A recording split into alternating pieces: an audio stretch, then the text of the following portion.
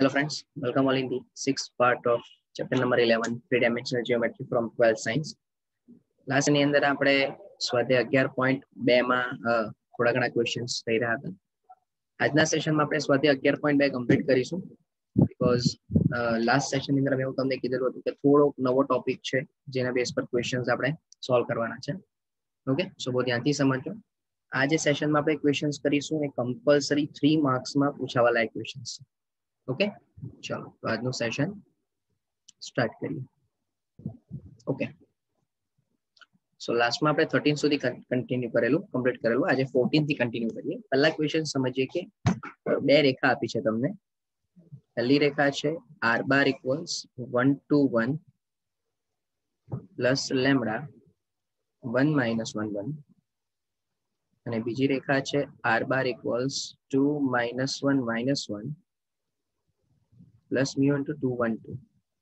હવે પહેલી રેખા પરથી આપણે એબા બરાબર 1 to 1 કહી શકીએ અને એલ બાર બરાબર 1 માઇનસ 1 કહી શકીએ. બરાબર, કારણ કે રેખાનું સમીકરણ એ બાર પ્લસ લેમ્ડા એલ બાર થઈને ચાલુ થયું. બીજા સમીકરણ પરથી બી બાર 2 માઇનસ 1 માઇનસ 1 કરી શકીએ અને એમ બાર બરાબર 2 1 2 કહી શકીએ. હવે તમને લઘુત્તમ અંતર કીધું છે અને જો તમે થિયરી ધ્યાનમાં લો તો લઘુત્તમ અંતર આપણે બે પ્રકારની રેખા માટે કીધેલું.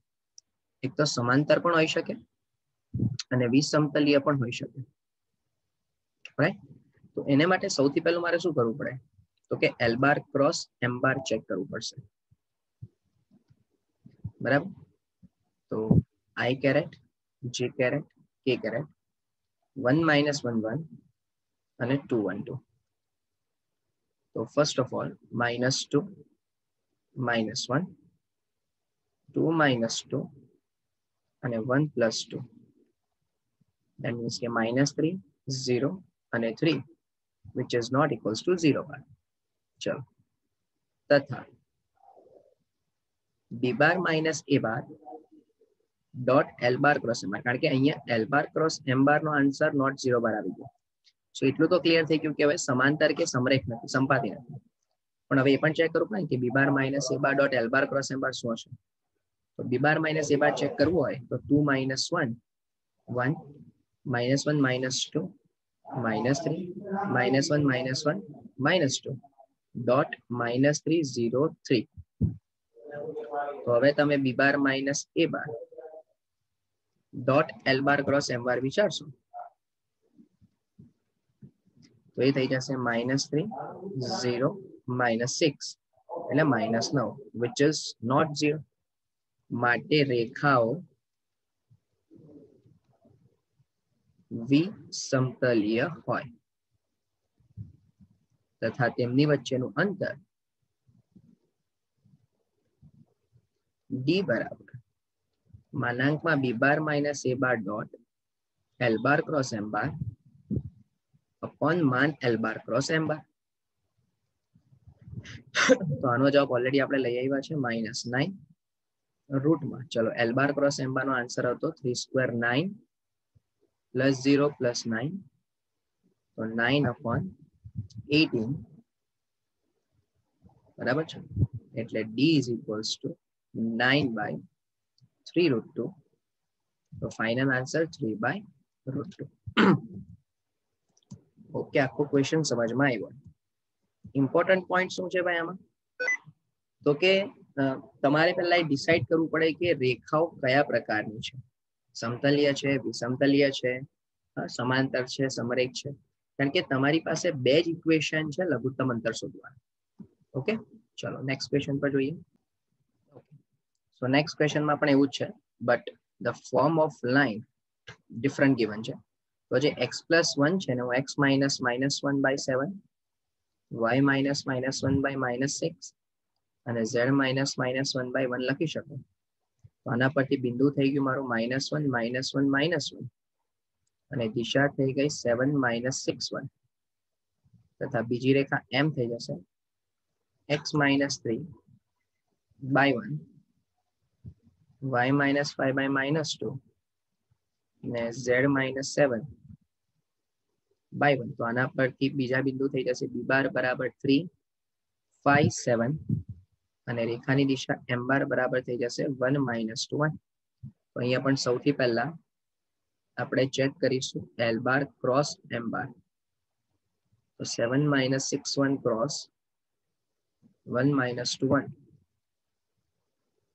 તો I caret j caret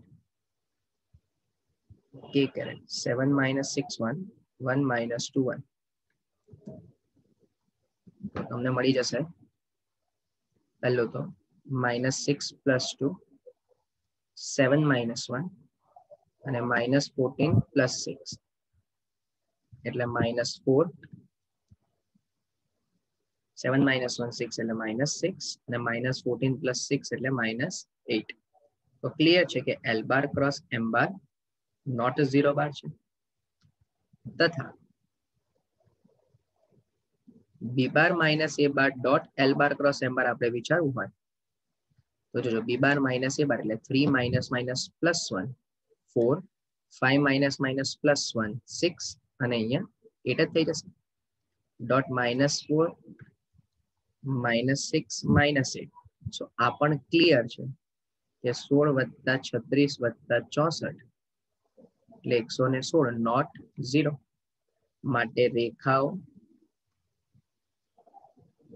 v સમતલીય થાય. તો માટે અંતર d બરાબર માનાંકમાં b bar minus a bar dot l bar cross m bar upon માન l બાર ક્રોસ m બાર. તો આ જે અંતર હતું ડોટ હતો પ્રોડક્ટ એ વર્ગમૂળમાં માનાંકમાં 116 અને એવું જ વર્ગમૂળમાં 4 નો વર્ગ એટલે 16 વત્તા 36 વત્તા 64. meaning કે 116 by root 116. So therefore d is equals to root of 116 અને તમે 4 into 29 લખી શકશો. તો ફાઇનલ આન્સર તમારો d બરાબર 2 root 29 થશે. રાઈટ. એટલે તમને બંને ઇક્વેશન સિમિલર દેખાયા. ફરક માત્ર શું હતો તો કે રેખાનું ફોર્મેશન તમને જરા અલગ આપેલું હતું. ઓકે. સો કે આ પણ પોઈન્ટ તમારો ક્લિયર થતો હશે. નેક્સ્ટ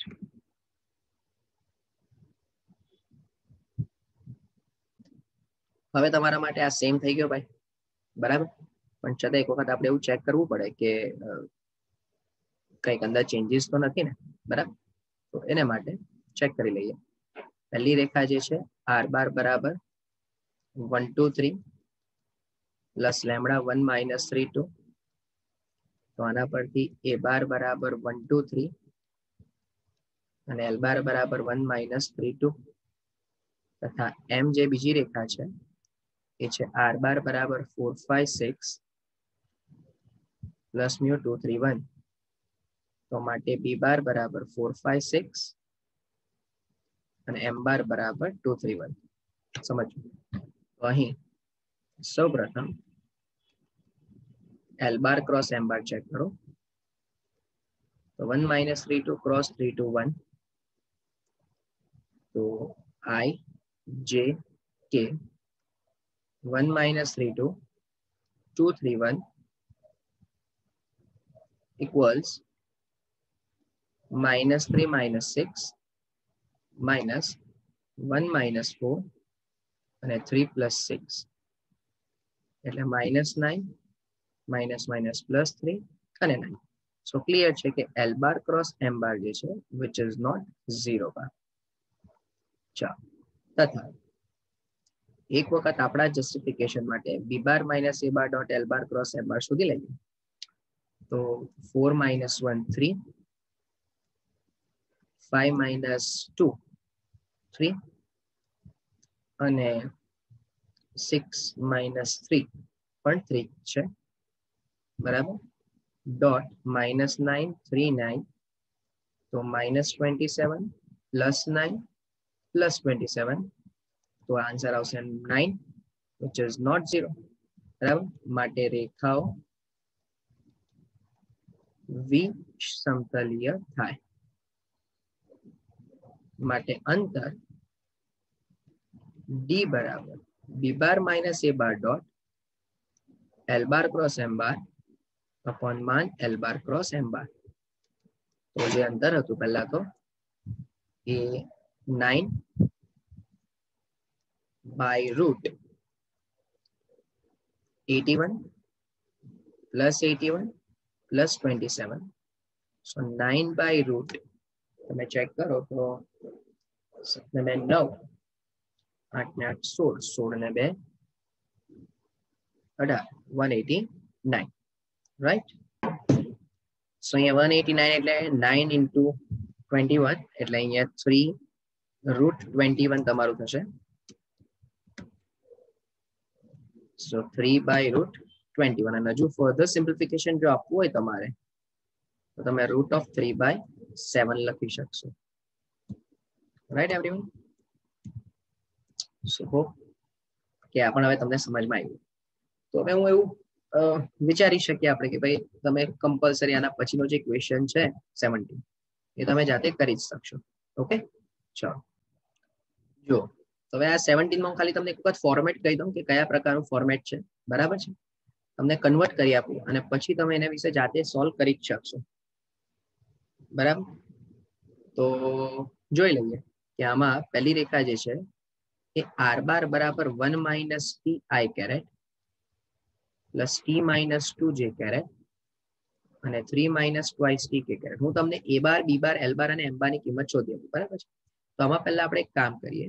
બોલો આઈ caret minus 2 J caret plus 3 K caret plus minus T I caret plus T J caret અને minus twice T K caret. ચાલે ભાઈ. તો તમે આને આઈ માઇનસ 2 જે પ્લસ 3 કે લખી શકો અને જો હું કી કોમન લઈ લઉં તો માઇનસ આઈ પ્લસ જે માઇનસ 2 કે.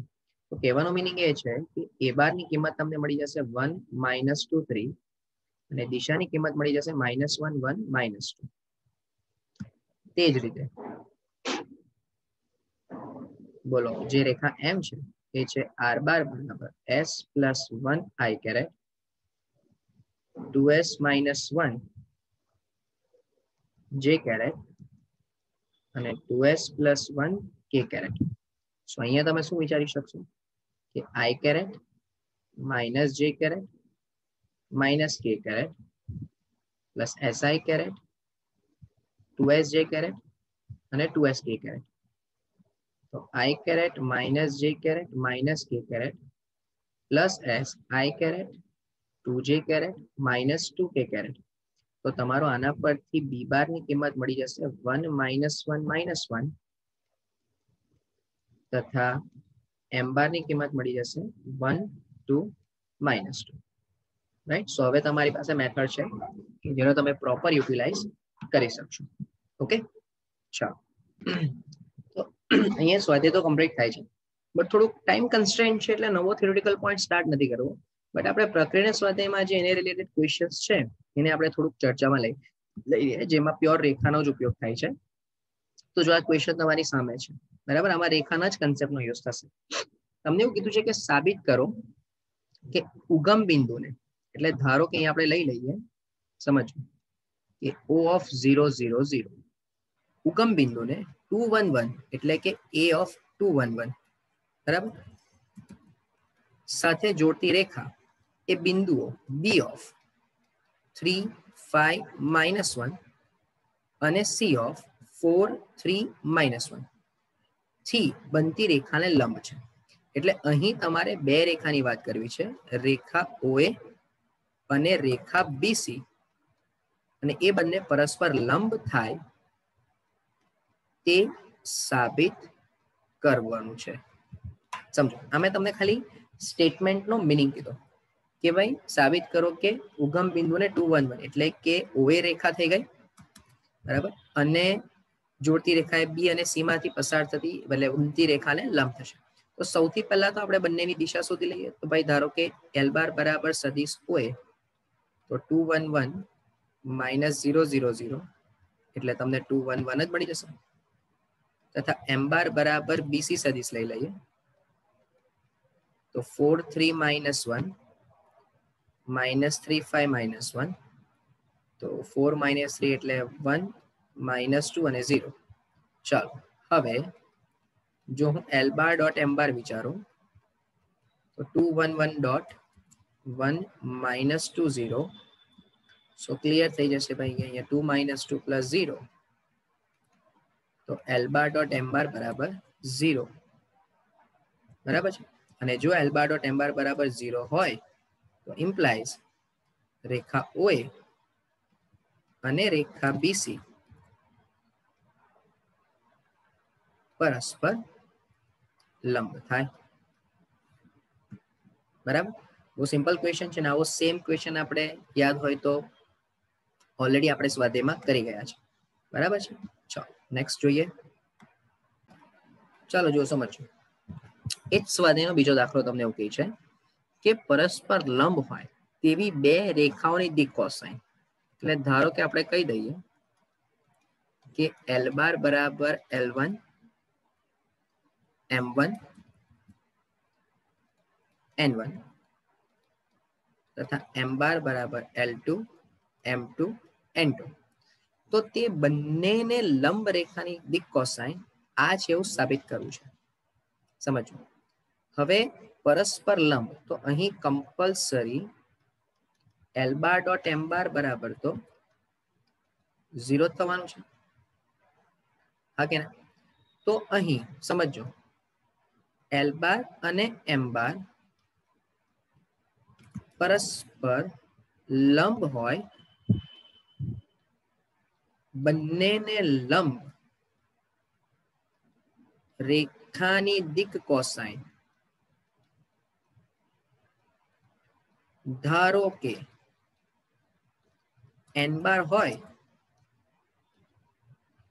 તો N બાર બરાબર L બાર ક્રોસ M બાર થાય. તમે યાદ કરો આપણે એવું ભણ્યા કે સદિશ X બાર સદિશ Y બાર તો બંનેને લંબ કોઈ ત્રીજો સદિશ જે બારની દિશા તરફ આવશે. એટલે ધારો કે હું એમ કહું છું કે આ X બાર છે આ Y બાર છે, તમે બંનેનો ક્રોસ કરો તો કોઈ એક બારની દિશામાં આવતો સદિશ એ બંનેને પરસ્પર લંબ હશે કે નહીં? હા કે ના? બરાબર, તો L બાર ક્રોસ M બાર થાય. તો હવે તમારો ટાર્ગેટ તો સિમ્પલ વેમાં શું થઈ ગયો? તો માટે N બાર બરાબર I J K L1 M1 N1 L2 M2 N2. તો માટે પહેલું M1 N2 minus M2 N1 L1 N2 minus N1 L2 અને L1 M2 minus L2 M1. તો માટે N બાર બરાબર M1 N2 minus M2 N1. ચલો minus અંદર આપી દો તો N1 L2 minus L1 N2 અને L1 M2 minus L2 M1. Check કરો, આ તમને જે માંગેલું છે એ જ મળી ગયું. બરાબર, તો માટે N બારની દિક કોસાઇન